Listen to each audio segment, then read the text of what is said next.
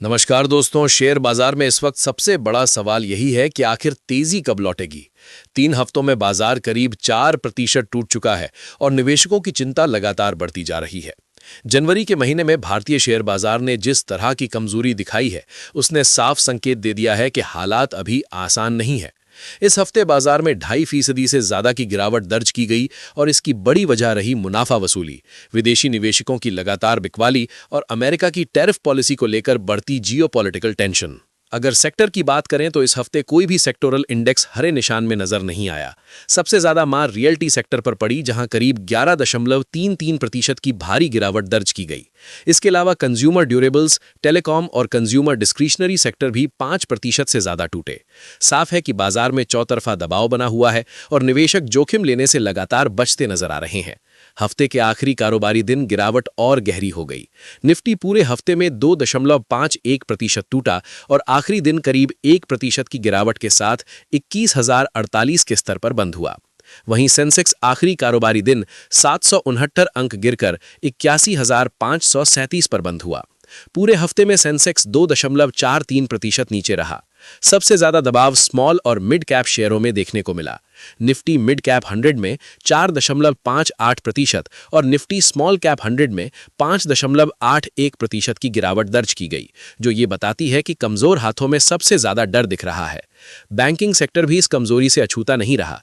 Bank Nifty एक अहम support level 58,800 के नीचे फिसल गया, जिसे बाजार के लिए नकारात्मक संकेत माना जा रहा है।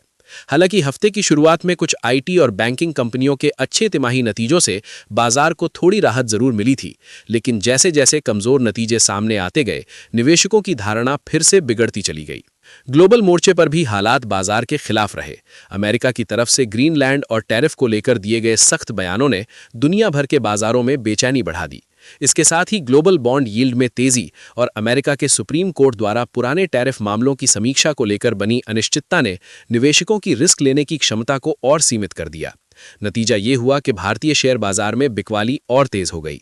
अगर साल की शुरुआत से अब तक की बात करें तो 1 जनवरी 2026 के बाद से सेंसेक्स और निफ्टी दोनों में 4% से ज्यादा की गिरावट आ चुकी है। इस दौरान विदेशी पोर्टफोलियो निवेशकों यानी एफपीआई ने करीब 36,500 करोड़ रुपए के शेयर बेच दिए हैं। दबाव यहीं तक सीमित नहीं रहा।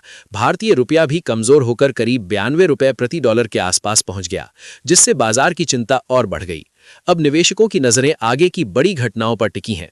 केंद्रीय बजट 2026 और अमेरिकी केंद्रीय बैंक फेडरल रिजर्व के ब्याज दरों को लेकर आने वाले संकेत बाजार की दिशा तय करने में अहम भूमिका निभाएंगे।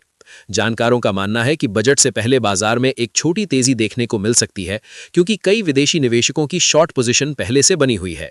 लेकिन ये तेजी ज्यादा टिकाऊ तभी होगी जब ग्लोबल हालात सुधरेंगे, कंपनियों के तिमाही नतीजे मजबूत होंगे और बजट से निवेशकों को भरोसा मिलेगा। कुल मिलाकर फिलहाल बाजार में उतार चढ़ाव बना रहेगा और तेजी के लिए धैर्य सबसे बड़ा हथियार है। अब देखना यह होगा कि आने वाले दिनों में बजट और ग्लोबल संकेत बाजार को कितनी राहत दे पाते हैं। ऐसी ही हर बड़ी बाजार खबर, तेज विश्लेषण और सटीक अपडेट के लिए हमारे चैनल को सब्सक्राइब करें, वीडियो को लाइक करें और इसे ज्यादा से ज्यादा शेयर करें। मैं आपसे विदा लेता हूं। नमस्कार।